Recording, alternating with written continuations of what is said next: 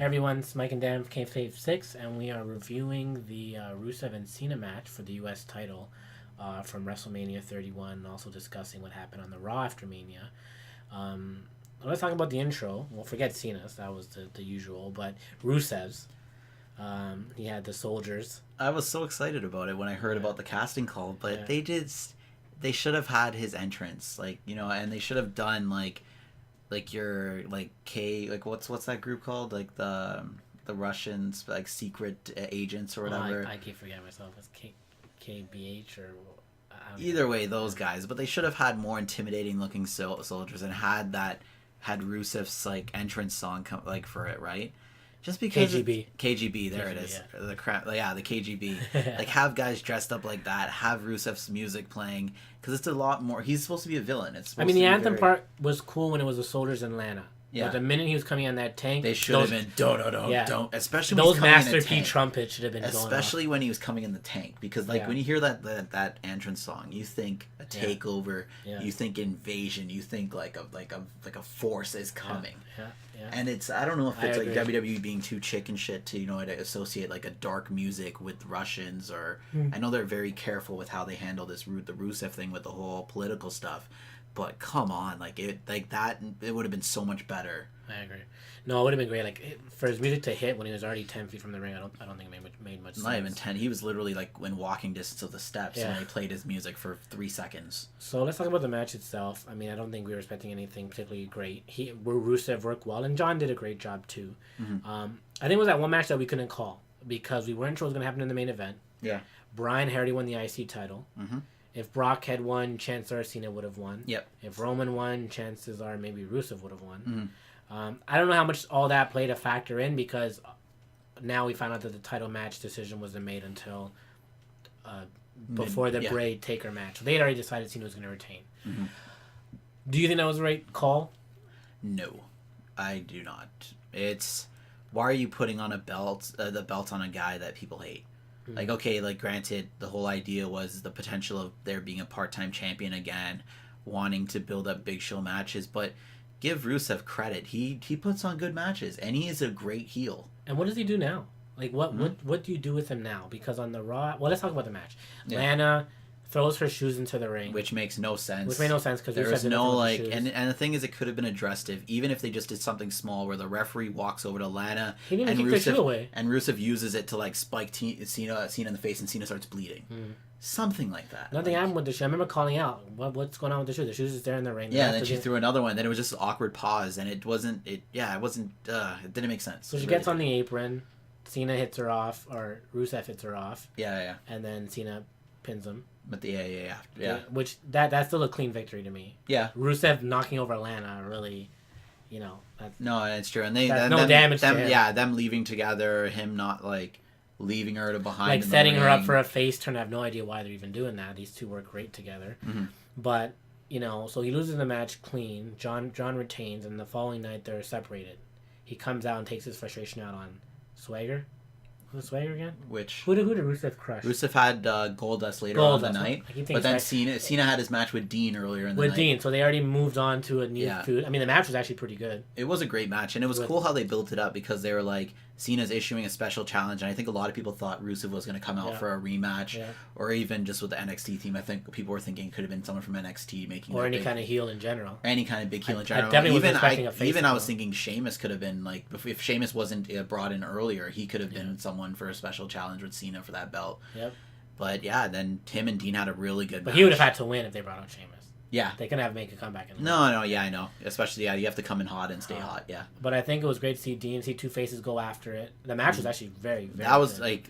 All honesty, I think that's what was one of the best Raws. All the matches. Definitely, yeah. Till the last two. Till the last two, all the matches were bang on. Yeah. Even the Divas had a great match, but we'll talk about anything like that after. But... yeah, and then the squash match of what he did to Goldust afterwards, that was just... So what do you do with it?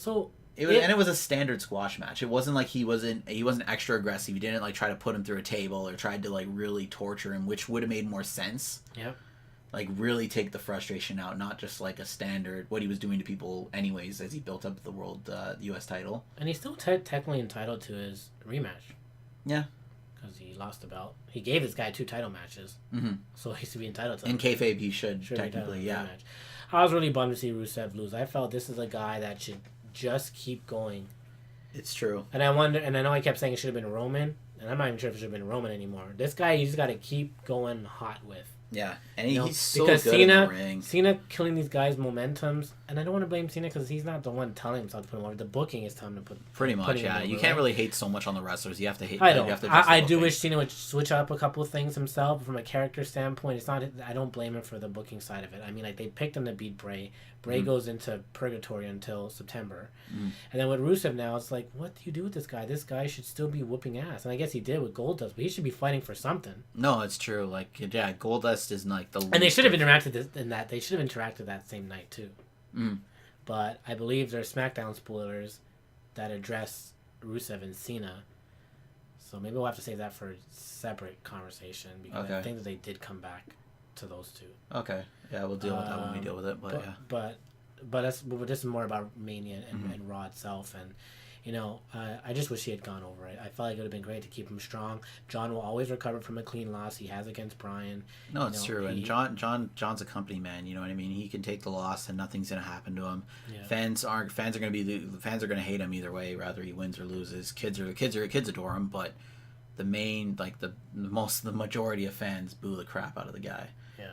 So, and it's, I don't know. I would have, like, considering the fact we don't really have too many great streaks, I didn't want to see it end. And then even on Raw, they were talking about Rusev building up the streak again, but it's not the same, man. He should have, you don't beat the hell out of a roster, you don't destroy a roster on a weekly basis to lose to Superface, you know what I mean? What's supposed to be the Superface. Right. Yeah. Well, I didn't want to. I figured, well, we might as well look it up now. Yeah, before we end up having to do another podcast. So it looks like Rusev did interrupt Cena on SmackDown, and looks like Rusev dropped the Russian flag. Tried to drop the Russian flag, and nothing happened. And Cena dropped the American flag, and it seems like they're actually going to be in a program for Extreme Rules. So there we go. So, you know, Rusev will. Wow, Cena actually got love from the fans. That's impressive. Yeah, no Cena sucks chance, it says. So we are going to get a match at Extreme Rules. Now, it's probably going to be a gimmick match. Yeah, it's going to play on those themes. But now the chances are it's that going to be like a cage match. Again. You think it's going to be a cage match? It'll probably be a cage match. Considering the whole Lana thing, I can probably see it being a cage match. But now what? If Rusev loses again, what then? I really hope they don't. But then to have him win it back is even more stupid. They shot themselves in the foot with that. Like, I know John Cena has to be around somewhere in the company, but come on. Yeah. He's like Rusev after Seth is like definitely like is the top heel, or he's going to become the top heel over time. He'd be a good champion, I think. I think so as well. I really do. Yeah, I do. I think I'm going to put him as an early pick for me for Money in the Bank. I think he'd be. That would be really him cool. With that actually. Briefcase with Lana would be great. Oh yeah, especially with Lana, like her on the mic. Actually, he's getting better on the mic. He is, yeah. He's really getting good on the mic. Just all his mannerisms, like all the stuff that he yells out and stuff like that in Russian, it's just great. It just adds to it. The way he was working in the actual match, I didn't even mention this when we were talking earlier, but I remember mentioning it when we were watching the pay-per-view. His mannerism and the stuff that he was saying during the match and all that sort of heat he was generating and the smack talk and the ad-libbing is just perfect. No, that's really good. Yeah, that's how a heel should be. Like, especially like that brute force kind of heel, like that power man. You know what I mean? That's the guy that's just like, he's like slamming you into the floor, he's kicking you while you're down, and he's talking crap. Like, I think there's a lot of potential for this guy to have a heel champion run. I would love to see it. Or if not, then he has to be. They should give him a lengthy reign with the U.S. title. But you know, it is what it is. So let us know what you guys think and what you guys are expecting from the Cena Rusev match and what you're gonna expect now, especially since it looks like they have an Extreme Rules rematch booked for this month. Let us know on Twitter. That seems to be where we have most of our conversations. But definitely comment on YouTube. We'd like to get a little bit more feedback on YouTube. So let us know. Or even let us know who you feel should be involved in the U.S. title mix. I know they're saying open challenge now, but like, do you think there should be someone else involved in it? Let us know. Comment. For sure. Signing out.